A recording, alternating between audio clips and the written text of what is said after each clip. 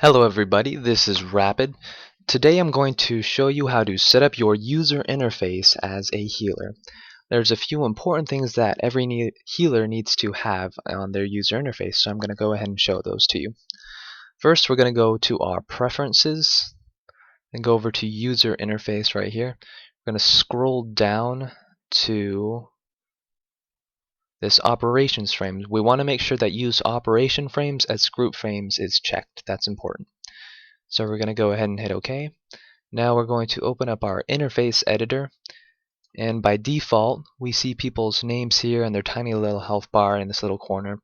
It's not really easy to see, and as a healer we need to see more here. So first I'm going to buff up the scale of these things right here to 1.25. Now I'm going to scroll down, and this is very important here. We want to make sure that we have show health text. That's the main meat that we want to focus on as a healer.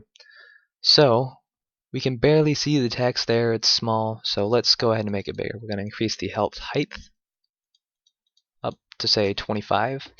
Now we can see people's actual health and then their percentage of health, which is very useful, especially if you're a scoundrel healer, since you need to be paying attention to when they're 30% or below. I'm going to increase the width just a little bit too, make it a little easier to see.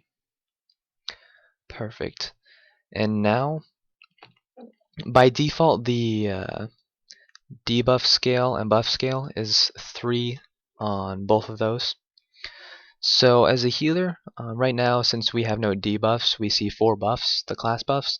As a healer, we don't care at all about buffs. We care about debuffs, because those are the things that we need to cleanse. So we're going to lower the scale of our buffs, because that's not really important to us, and we're going to make sure that the debuffs is nice and big. So I'm going to save that like this, and I'll show you why that's useful. See, now when we look here, we can see that debuff. It's very visible, stands out, and now I can go ahead and cleanse it. So when you have, say, 8 to 16 people in a big raid group and you're trying to find out who you need to cleanse, having that's very useful, because then you can easily pick out who has a debuff and who you can cleanse. And that's pretty much it for this video, and I hope that helps.